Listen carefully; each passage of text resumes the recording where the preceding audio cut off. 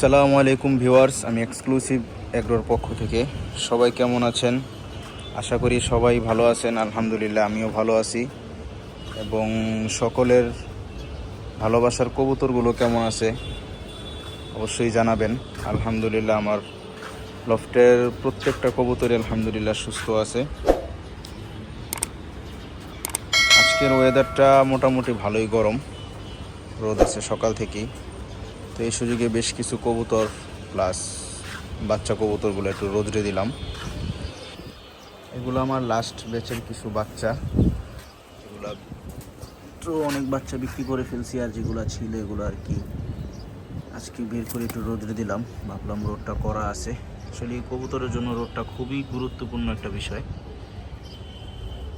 কবুতর সুস্থ রাখার জন্য। সবাই চেষ্টা করবেন ঘরের নতুন বাচ্চা বা ছোট বাচ্চা কবুতর রোদরে দেওয়ার জন্য। এখানে বড় কবুতরের মধ্যে আমার কিছু গররা কবুতর, তাদেরও রোদরে দিলাম, শুধুমাত্র যেগুলো লাল গিয়ার আছে তাদেরই, যাতে গিয়ারটা সবসময় থাকে আর কি, এই কারণে। তো আজকে ছোট একটা বিষয় নিয়ে কথা বলবো। যেহেতু এখন কবুতরের মল্টিংয়ের সিজন, অনেক কবুতরই আমার 95% কবুতরই এখন পুরাপুরি মল্টিংয়ে। একটা সিলভার বাচ্চা বের হয়ে গেছে আজকে, বড় কবুতর বের করার সময়, মাশাআল্লাহ। এটা আমার হোমব্রিড বাচ্চাই, উড়ানোর জন্য সেট করছিলাম, আর ওরকম সময় দিতে পারি না, কবুতর ওরকম উড়ানো হয় না। এই বাচ্চাটাও সম্পূর্ণ মল্টিংয়ে আছে। তো আসলে মল্টিংয়ে থাকলে আমি কবুতরকে কি যত্ন করি বা কি ওষুধ দিই বা কি খাবার দাবার দিই, সেই বিষয়ে আজকে ছোট একটু আলোচনা করব। আর পাশাপাশি আমার ব্রিডিং লফটের এক পেয়ার কবুতরও দেখানোর চেষ্টা করব ইনশাআল্লাহ। এখনও যারা চ্যানেলটা সাবস্ক্রাইব করেন নাই, অবশ্যই চ্যানেলটা সাবস্ক্রাইব করবেন, লাইক কমেন্ট শেয়ার করবেন, এবং আমার ভিডিওগুলো আপনাদের কাছে কেমন লাগতেছে সেটাও কমেন্ট করে জানাবেন। ভালো হলে ভালো বলবেন, খারাপ হলে খারাপ বলবেন, বা কি ইমপ্রুভ করলে ভিডিওটা আরও ভালো হবে সেই বিষয়ে আপনাদের যদি কোনো মতামত থাকে অবশ্যই কমেন্ট বক্সে জানাবেন। তো ভিউয়ার্স, এখন আসি মূল কথায়। আমার সব কবুতর মল্টিং, এখানে যে বাঘা কবুতরটা মল্টিংয়ে, মাকড়া বাঘাটাও মল্টিংয়ে, সব কবুতর 95% কবুতর যদি বলি 95% কবুতর মল্টিংয়ে। ওর পুরা মাথা টাথা পুরা মুখ টুক ছিলে গেছে মল্টিংয়ের কারণে। এখানে আমার খাকি বাঘা, আফসান খাকি বাঘা নটটা, এটার নাক টাক গলা টলা সব ছিলে গেছে একদম পশম ঝইরা। তো মল্টিং জিনিসটা হচ্ছে, অনেকে মল্টিং বলে, অনেকে কুরুশ বলে, তো দুইটা একই বিষয়, যে যে ভাষা বা যার আঞ্চলিক ভাষায় যে যেটা বলে আর কি। তো মল্টিং বিষয়টা হচ্ছে কবুতরের পুরান পালক ঝরে নতুন পালক উঠে আর কি, এটা কি আর কি মূলত সবাই মল্টিং বলে বা কেউ কুরুশ বলে। তো এই সময়টা কবুতর উড়ানো বা কবুতর ব্রিডিং থেকে সম্পূর্ণ আলাদা রাখাটাই উত্তম, কারণ এই সময় কবুতরের বডিতে অনেক পুষ্টির চাহিদা থাকে, প্লাস বলতে পারেন কবুতরের বডিতে অনেক ব্যথাও থাকে, যেহেতু পুরান পশম পরে নতুন পশম উঠতেছে, যার কারণে কবুতরের শরীরে একটা ব্যথা ধরনের মানে ওদের অনুভব হয়। প্লাস এই সময় কবুতর ব্রিডিং করলেও অনেক সময় দেখা যায় ডিম জমে না বা ব্রিডিং এরকম সাকসেস হয় না, এরকম বিভিন্ন ধরনের প্রবলেম দেখা দিতে পারে।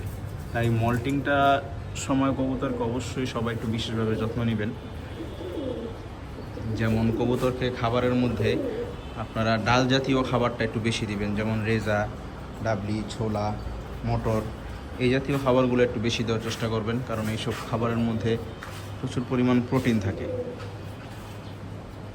আর ওষুধের মধ্যে কোন ওষুধটা আমি খাওয়াই আমি সেটাও আপনাদের দেখাচ্ছি। আমি বেসিক্যালি মল্টিংয়ের সময় কবুতরকে এই ওষুধটা দিই, zinc B wait, zinc and vitamin B complex oral solution. এই সিরাপটা বা এই ওষুধটা আমি আর কি কবুতরকে সবসময় দিই মল্টিংয়ের সিজনে। এটা কবুতর যখন ছোট বাচ্চা থাকে তখনও আপনারা বাচ্চাদেরকেও দিতে পারেন, মানে বাবা মাকে দিলে, বাবা মা খেয়ে বাচ্চাদের খাওয়ালে বাচ্চার পশম এবং গ্রোথও খুব ভালো হয়। তো এই ওষুধটা আর কি আমি মূলত মল্টিংয়ের সময় দিই। তো এই ওষুধটা আমি লিটারে 2 ml বা 2.5 ml এর মতো দিই, যেহেতু এটা একটা ভিটামিন, একটু কম বেশ হলে সমস্যা হয় না, ঠিক আছে। এই ওষুধটা দিলে আশা করি সবাই ভালো একটা ফলাফল পাবেন।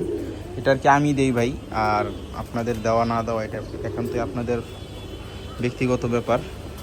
তো মল্টিংয়ের সিজনে এই ওষুধটা দিলে কবুতরের পালকগুলো সব সুন্দর মতো উঠে। অনেক সময় দেখবেন কিছু কবুতরের পালক একটু বাঁকা তারা বা একটু চিকুন হয়ে পাক উঠে। এটা একমাত্র কারণ হচ্ছে কবুতর পর্যাপ্ত পরিমাণ ভিটামিন প্লাস প্রোটিনযুক্ত খাবার না পাওয়ার কারণে এরকম পশমগুলো উঠে থাকে আর কি। তো এই হচ্ছে বর্তমান আমার ব্রিডিং লফটের খাবার। ব্রিডিং লফট বলতে আর কি, এখন তো কবুতর ব্রিডিংয়ে না, আমি ম্যাক্সিমাম টাইমই কবুতরকে খাবার এরকমভাবে মিক্স করে দেওয়ার চেষ্টা করি। তো ইনশাল্লাহ নেক্সট যেদিন আমি খাবার আনবো বা খাবার মিক্স করব, সেদিন আপনাদেরকে টোটাল একটা ভিডিও করে আপনাদের ইনশাল্লাহ দেখানোর চেষ্টা করব যে কোন খাদ্য কী পরিমাণ দিই। তো চলুন কথা না বাড়িয়ে আজকে আমার ব্রিডিং লফটের অন্য একটা পেয়ার আপনাদেরকে দেখানোর চেষ্টা করি। সবাই পাশে থাকুন এবং চ্যানেলটা এখনও যারা সাবস্ক্রাইব করেন নাই অবশ্যই সাবস্ক্রাইব করে দিন। সুন্দর সুন্দর কবুতরের ভিডিও দেখতে এবং কোয়ালিটিফুল কবুতর দেখতে আপনারা চ্যানেলটা অবশ্যই সাবস্ক্রাইব করে রাখবেন। ইনশাল্লাহ ভালো কিছু দেখতে পারবেন।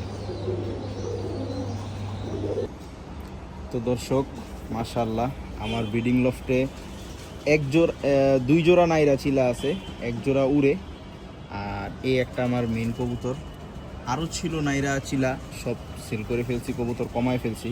চিন্তা করছি পারলে মন মতো 1 জোড়াই পালবো। মাশাআল্লাহ এটা একটা নর কবুতর। কবুতরটার বয়স আছে অনেক, আমার কাছে কবুতরটা অলমোস্ট প্রায় 7 বছরের মতো। চোখটা দেখেন, মাশাআল্লাহ চোখটা দেখেন।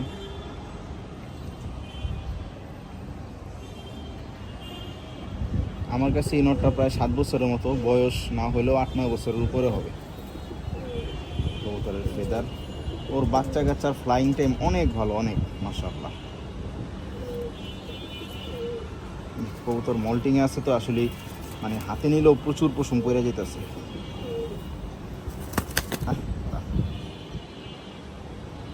নটটা চেহারাটা দেখেন মাশাআল্লাহ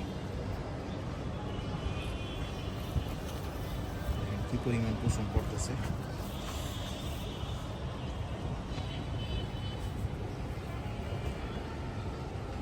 এটা হচ্ছে ভাই নটটা মাশাআল্লাহ।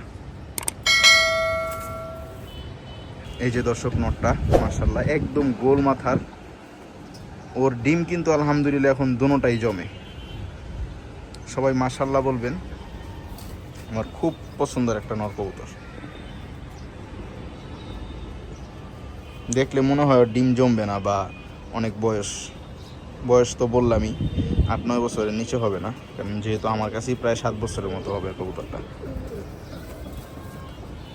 অনেকেই নটটা নিতে চেয়েছিল কিন্তু আমি সেল করি নাই। ওর মাদিটাও দেখাচ্ছি মাশাআল্লাহ। এটা হচ্ছে নরের মাদিটা। মাদির ফেসটা দেখেন, একদম গোল মাথার, ফুল মল্টিংয়ে আছে কবুতরের, যে লেজের পাক সব উঠতেছে মাত্র।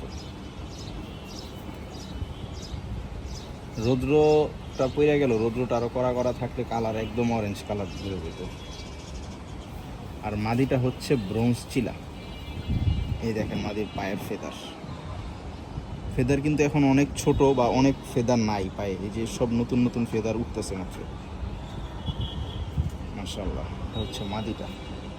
মাদির চোখটা একটু দেখেন,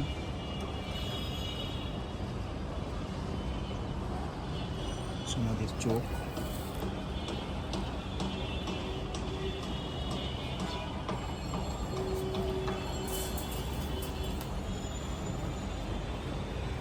এই যে দর্শক পেয়ারটা,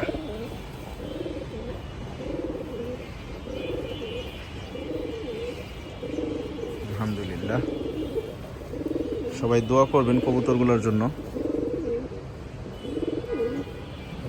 পায়ের মোজাগুলো আমার কাছে খুব ভালো লাগে, আমার কাছে ব্রোঞ্জ চিলা খুবই ভালো লাগে। চুইঠালো আছে ইনশাল্লাহ, ওইটা আরেকদিন দেখাবো। এটা হচ্ছে আমার নাইরা পেয়ারটা দেখালাম। এক পেয়ারই রাখছি নাইরা চিলা ব্রিডিং লফটে। পেয়ারটা সবার কাছে কেমন লাগলো অবশ্যই কমেন্ট করে জানাবেন, এবং চিলা কবুতর কার কার ফেভারিট সেটাও জানাবেন।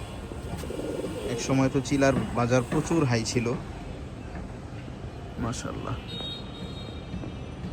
হচ্ছে মাদিটা, পায়ের মোজাগুলা দেখেন,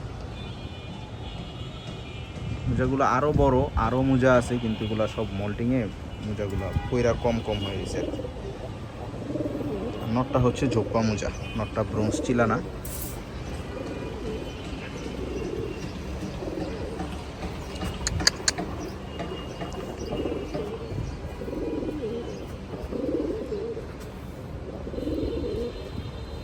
মাশাআল্লাহ।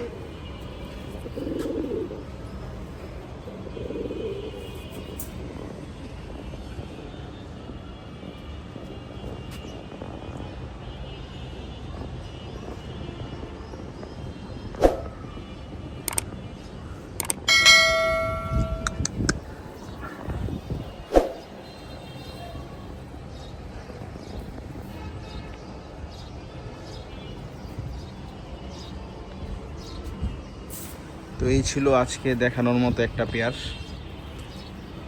ইনশাল্লাহ নতুন কোনো ভিডিওতে অন্য আরেকটা পেয়ার দেখাবো।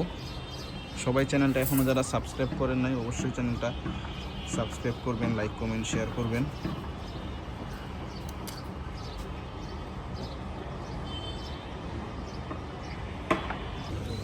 তো দর্শক, ভিডিও আর লং করব না, এখনও কবুতরকে খাবার পানি দিতে পারি নাই। বাচ্চাটা ধাপড়ির সামনে এসে বসে রয়েছে ঢোকার জন্য। তো সবাই দোয়া করবেন আমার লফটের জন্য, এবং ভিডিওগুলো আপনাদের কাছে কেমন লাগতেছে অবশ্যই জানাবেন।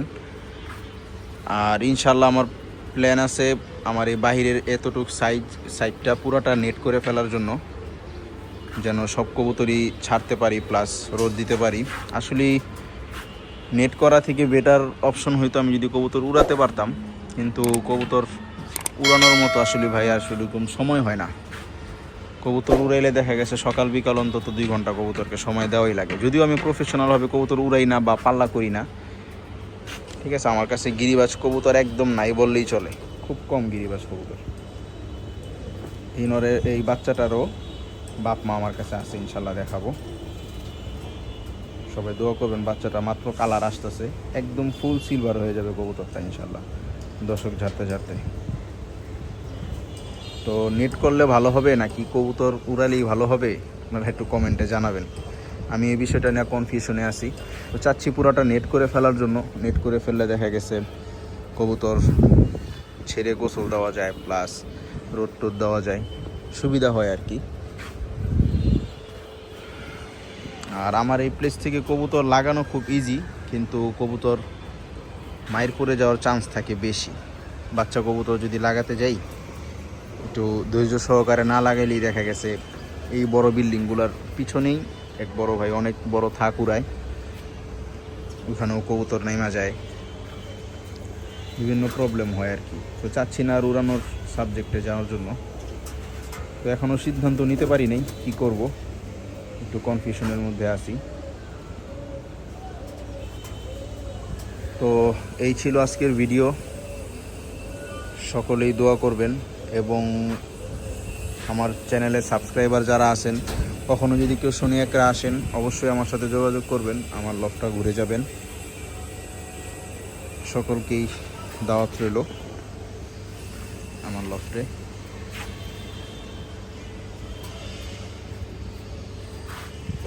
তো আজকে আর ভিডিও লং করব না। এখনও যারা চ্যানেলটা সাবস্ক্রাইব করেন নাই অবশ্যই সাবস্ক্রাইব করে দিবেন। তো দেখা হবে ইনশাল্লাহ নেক্সট কোনো নতুন ভিডিওতে। সবাই দোয়া করবেন, সবাই সুস্থ থাকবেন, ভালো থাকবেন।